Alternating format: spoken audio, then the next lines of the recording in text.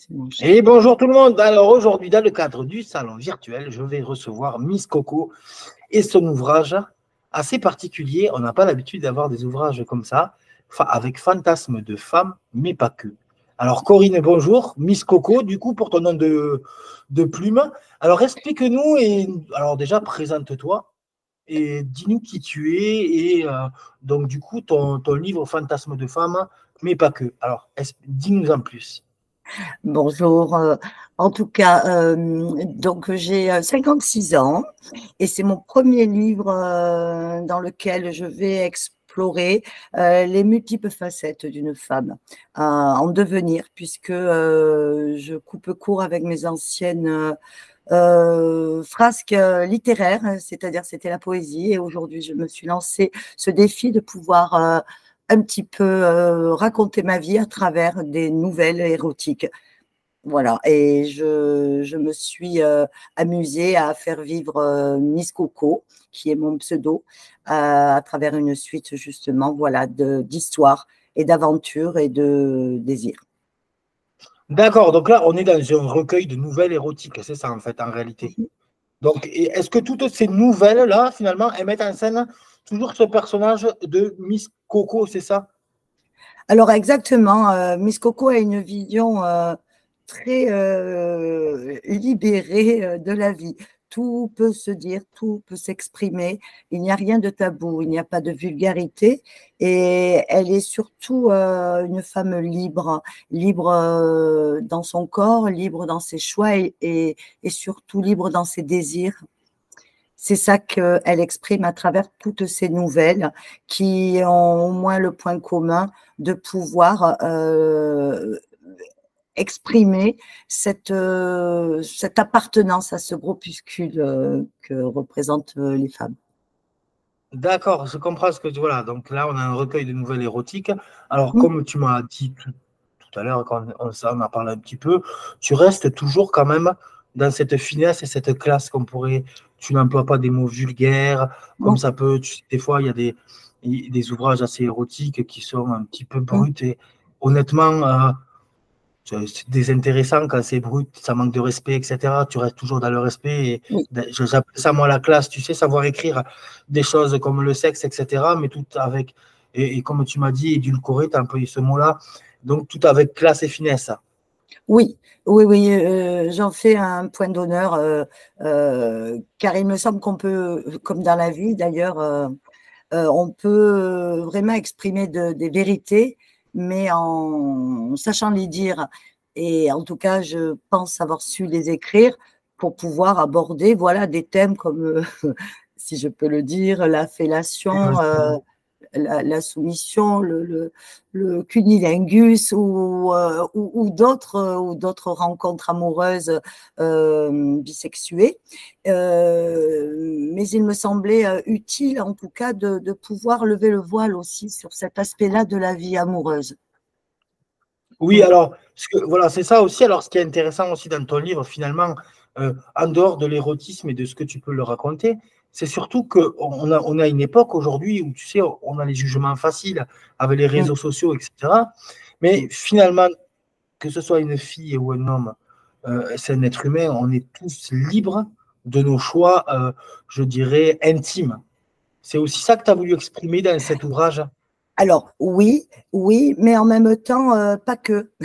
Mais pas que. Je pense que il y a encore des tabous concernant le désir féminin. Il ne peut pas s'exprimer de la même manière qu'un homme. On en parlait tout à l'heure, mais un homme qui a plusieurs aventures ou qui est un don Juan aura l'aval de ses pairs. Et une femme, malheureusement, ne l'aura pas. C'est pas gagné, c'est ancestral, c'est culturel, c'est ainsi. Et en fait, le fait de mettre tourné vers l'érotisme, c'est pour moi quelque chose c'est un pari fou. En fait, c'est juste un pari fou de pouvoir dire haut et fort ce que la femme ressent. C'est juste des ressentis féminins et c'est vraiment un livre de femmes qui s'adresse aux femmes, principalement. C'est vrai, sans être une féministe acharnée, j'estimais que je pouvais être ce petit porte-parole, voilà, et qui prête à sourire parce qu'on sourit dans ce livre aussi, bien sûr. Alors, ce que j'aime bien dans ta parole, surtout, voilà, c'est ce que tu viens de dire, en fait, c'est que tu gardes l'équilibre. Tu n'es pas contre les hommes. Oh que non, justement, je suis tout contre, près d'eux. J'aime beaucoup. Ben, bien sûr, Non, voilà, évidemment. tu comprends ma question, voilà. Pourquoi ma question? Parce que simplement, on vit dans une époque aujourd'hui où finalement, on a l'impression que on devrait avoir un équilibre entre les deux sexes, ce qui est normal, mais déjà dans notre culture, on a une culture plutôt européenne, alors on va parler que de l'Europe, hein, on ne va pas parler du monde entier. Si on parle de la culture européenne qui est ultra machiste, mais ça on le savait de base, ça c'est connu depuis la nuit des temps, tu viens de le dire, tu as employé le mot ancestral, parce que ben, c'est malheureusement, hein, c'est comme ça. Et puis que quand on veut créer des égalités, on crée de fausses égalités au final, parce qu'on fait un déséquilibre d'un côté et pas de l'autre. Enfin, on est dans une société où même les… Alors, je ne critique pas la politique, c'est pas ça. Ce que je veux dire, ni rien, c'est pour engager sur ces sujets où ben, il y a des fois, on va, comment dire, créer des déséquilibres complets avec l'homme, la femme là, et puis de notre côté, on va essayer d'équilibrer, mais c'est des fausses égalités, on a qu'à le voir sur les salaires, très bien on dit que tout est équilibré, mais c'est faux, puisque vous allez prendre au même poste une femme et un homme, ils n'ont jamais le même salaire, la femme est toujours en dessous. En revanche, vous prenez des cas comme les gardes d'enfants, etc., ben, vous avez des fois la femme qui est beaucoup plus avantagée que l'homme, alors qu'on ne sait pas pourquoi, finalement, un père et une mère, c'est pareil. Enfin, dans l'esprit, on veut de l'égalité, tu comprends ce que je veux dire? On est dans une société en manque de régulation et en manque d'équilibre de ce côté-là. On ne dit pas que la femme est supérieure que l'homme, ni l'homme est supérieur à la femme, mais j'ai l'impression que dans ton livre aussi, ça ouvre un petit peu les yeux sur ben, équilibrons et arrêtons de faire des vagues dans tout ce domaine au final. Finalement, et c'est sur fond de ça, même si tu nous mets à l'érotisme, oui, ça me parle de ce côté-là aussi, sur fond de, ben, vous voyez quand même, homme, femme, voilà, l'équilibre. J'ai l'impression que c'est plus l'équilibre aussi ton livre. oui, et puis d'arrêter de s'offusquer, voilà, de certaines lectures. Il faut s'affranchir et se donner des libertés. C'est vrai que moi j'ai choisi l'érotisme. Enfin, il s'est imposé plutôt à moi parce que je voulais casser les codes. Voilà, en étant judéo-chrétienne, en ayant été élevée, voilà, dans une configuration familiale particulière, puisque mon père est corse, ma mère est basque. Et c'est vrai que c'était assez, pour une femme, très compliqué de pouvoir s'épanouir, on va dire, en tant que femme même. Mais en même temps, c'est ce que j'ai voulu démontrer par ce livre, que j'étais capable, oui, de ressentir les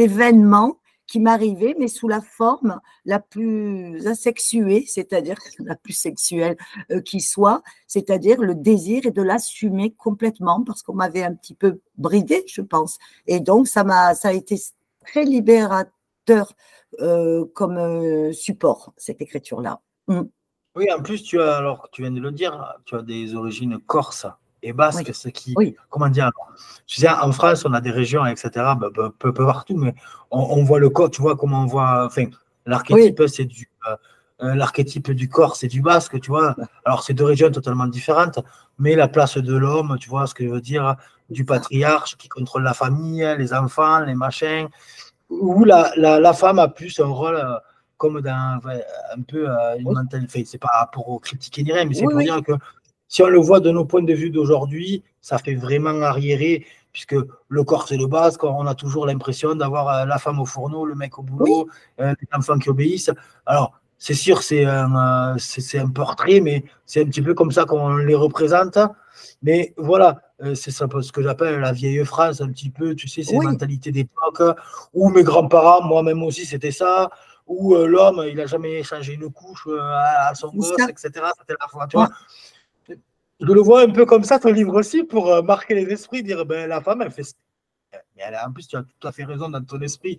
C'est ça qui est un petit peu magique aussi, finalement, dans ce livre. C'est que si tu arrives à faire passer des messages, comme tu dis, tu vois, tu arrives à faire passer des messages, finalement, avec la chose la plus forte qui est ben, le sexe, puisque c'est quand même quelque chose ben, c'est unisexe, ça a traversé les époques. De toute façon, c'est quelque chose qui aura toujours, et c'est ce qui fait partie finalement, le sexe de l'humain, et c'est ce qui quittera jamais l'humain, puisque c'est la base de la vie. Mais ce qui est troublant, c'est vrai que peut-être que les personnes s'attendront à voir des scènes hautes. Ce n'est pas comme ça qu'il faut entreprendre le livre. C'est vraiment du côté du désir que je vais exploiter dans toutes ses formes, tout ce que ça peut générer comme liberté, le fantasme. Donc, c'est pour ça que je l'appelais fantasme, mais pas que, parce que peut-être qu'il y a des choses vraies de ma vie, peut-être qu'il y a des choses vraies que tout le monde aura vécues, mais en tout cas, je voulais signer vraiment cette libération en se disant, pourquoi on ne parlerait pas de ces choses-là du côté le plus intime qui soit, puisque je vais décrire même une épilation intégrale de corps féminin, c'est quelque chose que personne ne peut peut-être qu'on aura abordé, imaginer qu'on puisse faire, oui, et ça c'est géant parce que on se dit, mais en fait on peut tout dire, on peut tout raconter, c'est intime tout ça, et même des plaisirs solitaires, je vais décrire ça, et pourtant tout le monde le fait, mais on ne peut pas s'offusquer de ça, et c'est ça que j'aime faire, cette dichotomie entre les deux personnages. D'accord, je comprends, voilà. Donc voilà, pour dire fantasme, mais pas que, c'est vraiment ça, c'est dire les choses intimes qu'on ne peut pas dire et qui ne sont pas politiquement correctes parce que Oui, ben, ça ne fait pas bien en gros. Mais il faut savoir que, ben, excusez-moi, les femmes vont aux toilettes, oui, c'est vrai. oui, oui. On est d'accord. Tu vois, c'est un petit peu l'image que si tu Ah, viens je de me pourrais le donner. décrire, hein.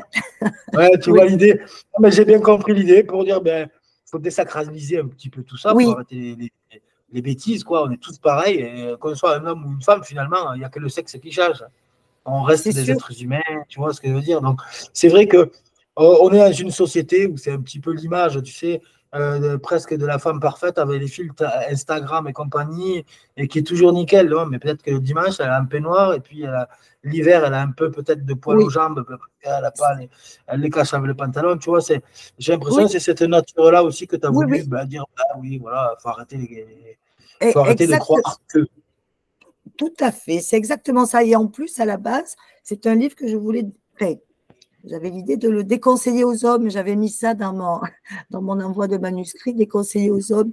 Et après, je me suis dit, pourquoi tu fais ça? Mais en fait, c'était pour susciter leur intérêt, leur désir, parce que quand c'est interdit, c'est toujours plus C'est tout charmant. à fait pas. Tout à fait, c'est exactement ça. Voilà. Alors, si c'est pour résumer un petit peu, donc voilà, ce que je veux vous dire, c'est que voilà, Corinne, elle a Miss Coco, elle a fait un livre, donc Fantasme, mais pas que, mais voilà, j'appelle ça du livre classe, puisque, euh, comment dire, tu parles de sexe, tu parles de valeurs intimes propres à chacun, qu'on ne peut pas trop dévoiler, en gros, mais comment dire, d'une façon, ben, pour dire que, ben, qu'on est tous pareils en gros, et puis façon, qu'une femme en hiver, peut-être elle a des poils aux jambes, alors qu'elle a des filtres Instagram et qu'elle s'affiche comme si elle était parfaite, mais en fait, on est tous pareils, quoi. Non, non, mais j'aime bien le fond de ce livre-là. Alors, c'est un livre, donc, tu l'as catégorisé en érotique. En érotique, ça peut être aussi maintenant, on appelle ça aussi la next romance, même s'il y Ouais, a, tu vois ce que je veux dire, ouais, c'est ça. c'est tout Entre les nouveau. deux, mais moins de 16 ans quand même, ce livre déconseillé aux moins de 16 ans. Enfin, je ne sais pas s'il y en a un Ben, jeune public, tu sais. quoi qu'en ce moment, je me pose des questions, il y a une libération de la femme qui est vraiment en deçà des 15 ans, quoi. Et c'est vrai, donc, Et euh, d'ailleurs, c'est tout à l'heure, c'est le problème d'équilibre de la société. oui. Oui, mais en tout cas, ça s'adresse en tout cas aux femmes qui ont un certain recul sur ces choses amoureuses, qu'on soit célibataire ou qu'on soit en couple, on a tous vécu plus ou moins ce que je peux décrire. Et c'est vrai que ce qui ressort de ce livre, c'est l'aspect toujours poétique qu'il y a dans toute chose. Donc, ça peut faire passer pas mal de messages. Donc, peut-être une jeune fille de 16 ans n'aura pas vécu de la même manière, surtout aujourd'hui, ça va très très vite. Je pense que la valeur de l'amour se perd Et moi, je suis très profondément attachée aux valeurs de l'amour comme de l'amitié. Et je trouve que c'est galvaudé aujourd'hui. Et je ne sais pas si ces jeunes filles, je le souhaite, puissent être interpellées par une ou deux nouvelles qui pourra peut-être leur parler davantage sur ce qui est vraiment le sentiment amoureux, parce que c'est ça que je voulais décrire, le sentiment amoureux. C'est fort. D'accord. Bah alors, ce qui est intéressant aussi, c'est que, ben oui, le sexe fait partie de l'amour, forcément. C'est des choses qui vont ensemble, on le sait. Enfin, quoi qu'on puisse dire, de toute façon, Mais chacun pas le verra. que. Mais pas que. Voilà, mais pas que, tu vois ce que je veux dire. Mais voilà, tu as bien raison de le préciser, c'est quelque chose qui, voilà, c'est un ensemble de choses qui crée un sentiment amoureux ou amical ou peu importe le sentiment, mais c'est toujours un ensemble de choses humaines et ressentis émotionnels Oui, propres à chacun. Tu comprends? Et ton livre, voilà, je pense qu'il touchera aussi chacun et chacune, ou chacune et chacun, mais pas de la même manière par c'est rapport clair. à son vécu aussi, tu vois. Donc voilà. Donc les amis, si vous avez envie d'un livre un petit peu, ben, je dirais qui désacralise tout ça, un livre où vous avez un peu de recul aussi, parce que je pense qu'il faut en avoir aussi un petit peu de recul. Ton livre recevra certainement des critiques, parce que tu sais comment c'est, il y a des gens qui... Bon, Bien sûr. tout le monde n'est pas ouvert d'esprit, alors moi je le conseille aux gens qui seront assez ouverts d'esprit et qui pourront apprécier la plume de Corinne, de Miss Coco, à Merci. sa juste valeur. Merci. Merci beaucoup. Ben, avec plaisir. Et écoute, je te remercie de m'avoir accordé cette interview. Je t'en Et prie, sachant que le deuxième arrive. Le deuxième est donc, terminé. n'hésite pas à me contacter. Pas de problème. Merci. Voilà. Merci. Merci à Au revoir. toi. Ciao, Au ciao. revoir. Au revoir.